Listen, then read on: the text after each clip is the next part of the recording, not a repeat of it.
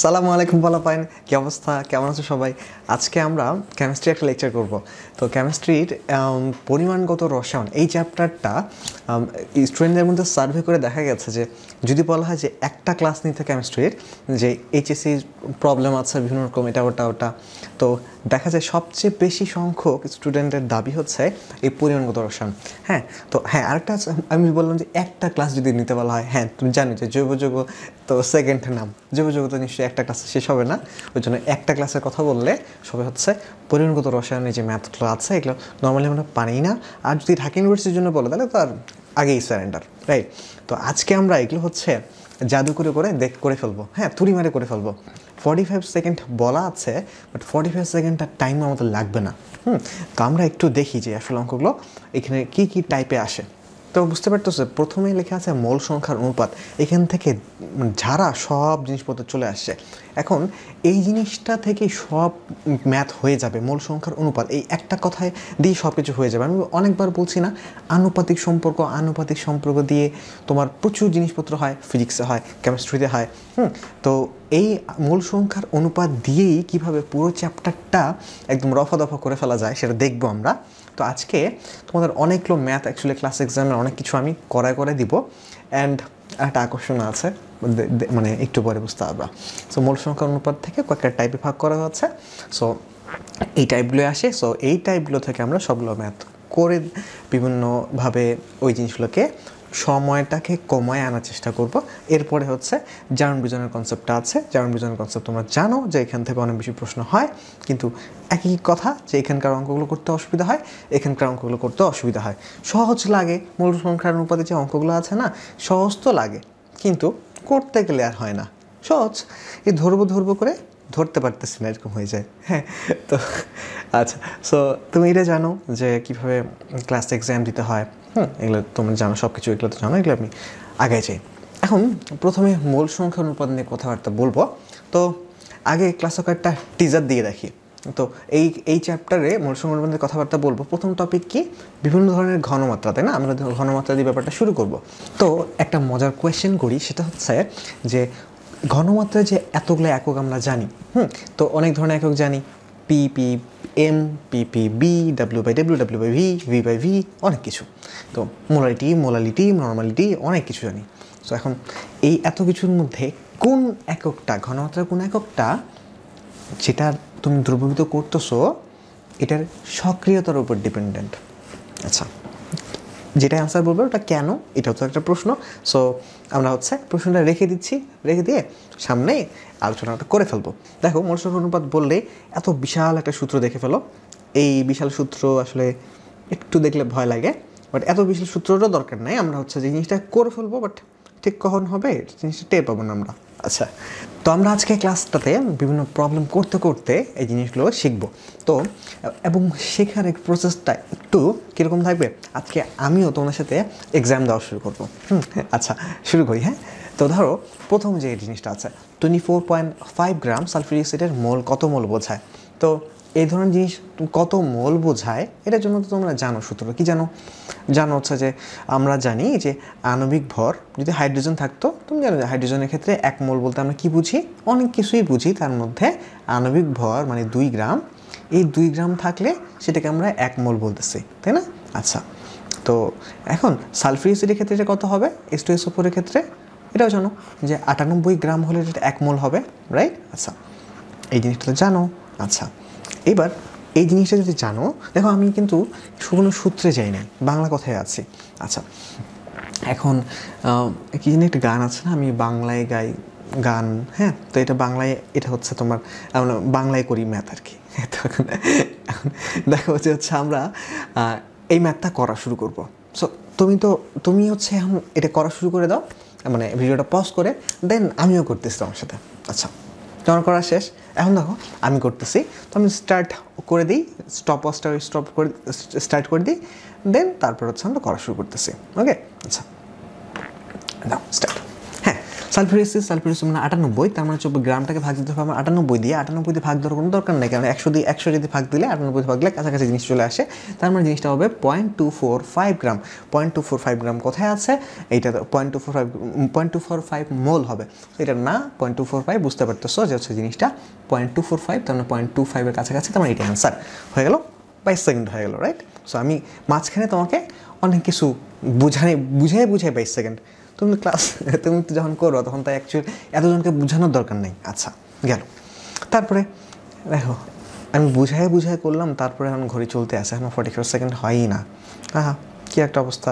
আচ্ছা ঠিক আছে, 40% হোক, 43, 44, 45। আচ্ছা তুমি করার সময় তো কাউকে বুঝাবে না, তুমি জাস্ট হচ্ছে 8 মধ্যে ভাগ দিতে হবে, 100 ভাগ দিবা, তুমি হচ্ছে 0.2 ঘর আগে দিলা, কয়েক সেকেন্ড লাগে এটা করতে। আচ্ছা একটু আগে যে প্রথমটা একদম বুঝাই করলাম, সবগুলো বুঝে করাবো না। তো দেখো এরপরের জিনিসটা আবার গেম নিয়ম কি? গেম নিয়ম হচ্ছে ভিডিও পজ করে তুমি করবা, এরপর হচ্ছে একসাথে আবার করবো আমরা। তো প্রথম স্টেপটা ডান করে ফেলো, এরপরে আসতেছি আমরা। আচ্ছা 1.8 গ্রাম পানিতে কতগুলো অণু আছে, তাই না? দেখো আমরা এই ধরনের অঙ্ক করবো স্ট্যান্ডার্ড যেটা আছে সেটা ধরে, অর্থাৎ 18 গ্রাম। যদি 1 মোল 18 গ্রামে কতগুলো অণু আছে তুমি জানো? 6.0 × 10। কেন ভাই 6.0টা বলার কি দরকার, তাই না? তো 6 × 10⁻23, রাইট? আচ্ছা তো 18 গ্রামে আছে 6 × 10⁻23, তার মানে এই জিনিসটা আমরা কীভাবে করবো? এই জিনিসটাকে দেখো স্ট্যান্ডার্ড, এই কথাটা মনে রাখো, হ্যাঁ? স্ট্যান্ডার্ড যে কেসটা আছে, এই স্ট্যান্ডার্ড কেস থেকে কতটুকু বিচ্যুতি হয়েছে এইটা ধরে করবো। তো 18 গ্রামে জিনিসটা থাকবে এত, তাহলে এটা কি হচ্ছে 10 ভাগ হয়েছে, সমানুপাতিক সম্পর্ক কি বলে? এটা যদি 10 ভাগ হয়, এটা জাস্ট কী হবে? 10 ভাগ হবে, রাইট? এখন এটা তো তুমি আগে থেকে মাথায় ইনপুট দিয়ে রাখছো, বুঝানো জিনিস। এখন অঙ্কটা করা শুরু করবো। ওকে নাও আমরা স্টার্ট করে দিচ্ছি। ওকে 18 গ্রাম আছে, পানি আছে, তো আপনার 18 ভাগ করতে হবে। 18তে আসছে 6.0, তার মানে 1.8, মানে 10 ভাগ হচ্ছে 6 × 10⁻23 আছে, 22 হবে। আচ্ছা রাইট, 10 সেকেন্ড হয়ে গেল। আসলেই হওয়া তো উচিত না? হ্যাঁ হয়ে গেছে, কী করবা বলো? আচ্ছা ভালো কথা। তো হচ্ছে আর একটু আগাই। আচ্ছা আমি 10 সেকেন্ড হয়ে গেছে, আমি ঘড়িটা থামাই দিলাম। এতক্ষণ ধরে বসে ওয়েট করবো কেন বলো? আচ্ছা তারপর দেখো 10 গ্রাম অক্সিজেনে কয়টি অণু আছে, রাইট? সো এখন এই জিনিসটা কী করতে হবে? আবার দেখো যে অক্সিজেন মানে 32 গ্রাম, তারপর হচ্ছে 32 গ্রাম হচ্ছে 6.02, রাইট? এরপরে আমি হচ্ছে আর বলতেছি না, তুমি বুঝতে পারছো, আমি করতে পারবা। সো গেমের প্রথম স্টেপটা তুমি খেলে ফেলো, এরপরে আসতেছি আমরা। ওকে তো আচ্ছা এবার আমার পালা। তো হচ্ছে আমরা শুরু করি। 32-এ 6.02, তার মানে 32 10 কত হয়েছে? 3 ভাগ হয়েছে, তবে 6কে 3 ভাগ করলে 2 হবে। 2 × 10⁻23 কত হতো? এইটা, রাইট? 7 সেকেন্ড। ওয়াও আচ্ছা বাহ, এখনও টাইম চলতে আছে।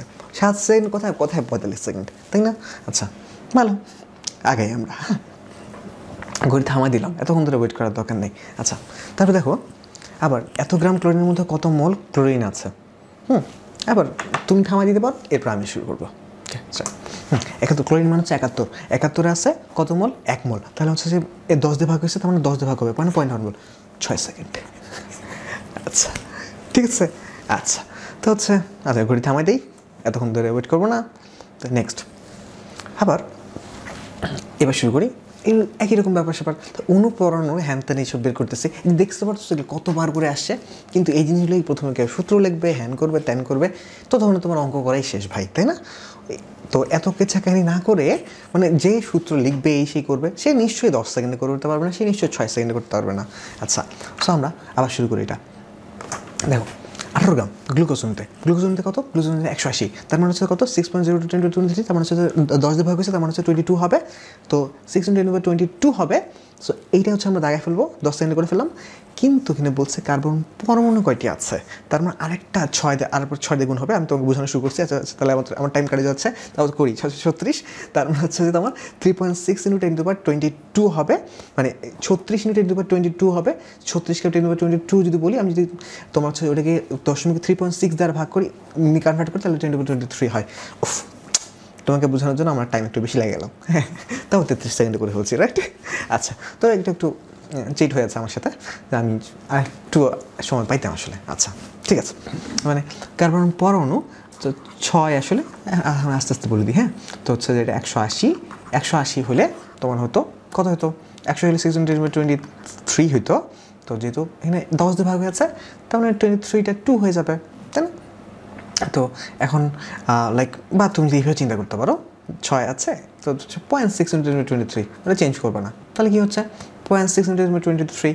এখন তোমাকে বলছে এটা কার্বন পরমাণু কয়েকটি কী আছে, অণু আছে বললে হইতো, কিন্তু এখানে পরমাণু বলছে। তো একটা গ্লুকোজের মধ্যে তো 6টা আছে, তো 6 দিয়ে গুণ করবা, তাহলে 0.6কে 6 দ্বারা গুণ করলে 3.6 × 1023। প্যারা নাই কিন্তু। তো এখানে আরেকটা কোথায় প্যাচ লাগে সেই জিনিসটা কিন্তু দেখাই দিলাম তোমাকে, বোঝানো সহ লাগছে 33 সেকেন্ড, 45 সেকেন্ড লাগতেছেই না। কত চেষ্টা করলাম না লাগানোর জন্য, তাও লাগে না। আচ্ছা দেখো, আচ্ছা এইটা প্রশ্ন তো আগেই, এটা প্রশ্ন রিপিট হয়েছে 10 গ্রাম অক্সিজেন। সো এটা বুঝতে পারতেছো যে এটা আমরা আগেই করেছি, যে 10 গ্রাম 3 দিয়ে ভাগ দিব, 3 দিয়ে ভাগ দিলে 2 হয়, আর 2 এর কাছাকাছি কোনটা এইটা, মানে অঙ্ক ধরলামই না। কি 1.88 হ্যান ত্যান আছে, ধরলামই না, বাদ। ওকে, না করবো না, যা। এটা প্রমাণ অবস্থায় 10 লিটার মিথেন গ্যাসের অণু কত। এখন দেখো, আমি কিন্তু সূত্র তোমাকে শিখাইনি, কিন্তু অঙ্ক করা শেষ, তাই না?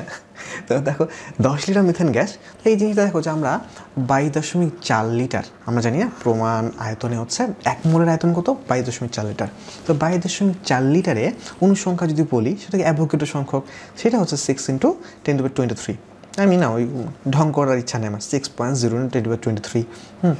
যেমন তোমার 3.14, কেন ভাই, দরকার নেই তো 3। আচ্ছা, তো এখন 22.4, ওকে 22.4 লিটার যদি হয়, তাহলে হচ্ছে এটা 6.0 × 10⁻23। এটা ইজ স্ট্যান্ডার্ড, রাইট? তো আমরা অঙ্কগুলো করার ক্ষেত্রে কীরকম ব্যাপার দেখলাম, স্ট্যান্ডার্ড থেকে আস্তে আস্তে আমরা চেঞ্জ করব।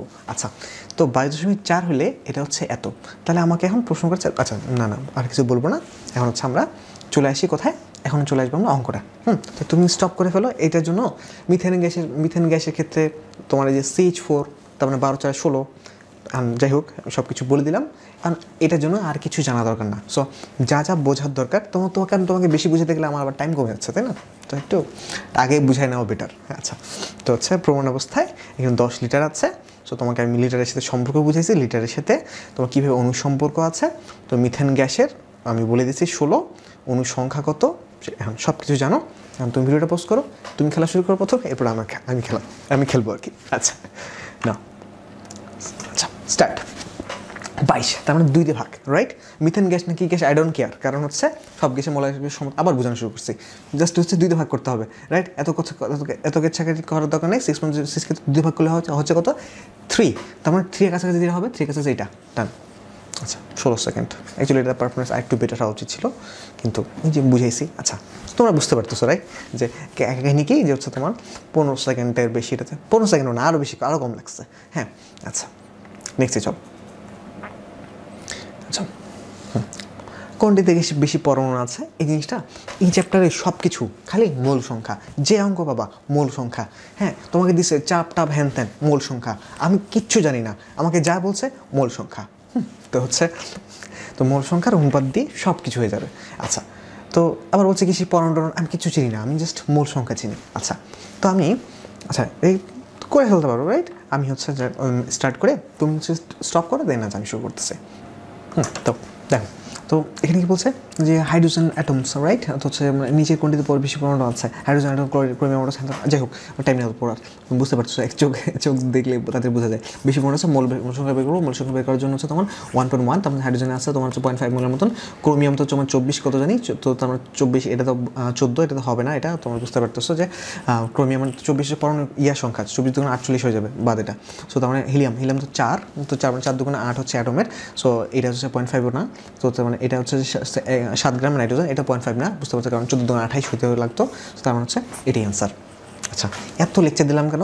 আচ্ছা, লেকচার দিয়েও 35 সেকেন্ড না, আসলে কিন্তু লেকচার না দিলে আসলে অনেক তাড়াতাড়ি হতো, কারণ মুখ আসলে অনেক কম যায়, রাইট? মুখ কম ফাস্ট হয়, চোখ মাথা এগুলো অনেক দ্রুত হচ্ছে কাজ করে, রাইট?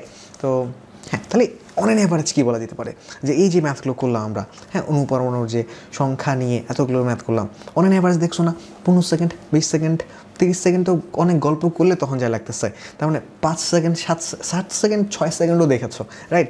তার মানে বুঝতে পারতেছো অন অ্যাভারেজ বলা যায় যে 10 সেকেন্ডের মধ্যেই কি 10 সেকেন্ডের মধ্যে এই ধরনের ম্যাথ কিন্তু করা ডান। যে জিনিসটা তুমি যে শুধু লিখতেই তোমার, খাতার নিয়ে ঘষাঘষি করতেই তোমার 10 সেকেন্ড কোথায় পার হয়ে যাবে, 44 সেকেন্ড কোথায় পার হয়ে যাবে টেরই পাবে না। সো তারপরে এরপরে ক্লাসের মধ্যে নেক্সটে আরও চমক অপেক্ষা করতেছে, যে আরও অনেকগুলো টাইপ আছে না, যে জিনিসগুলো আমরা কি ওইগুলো কীভাবে 44 সেকেন্ডের আগে করে ফেলতে পারি সেইগুলো দেখবো।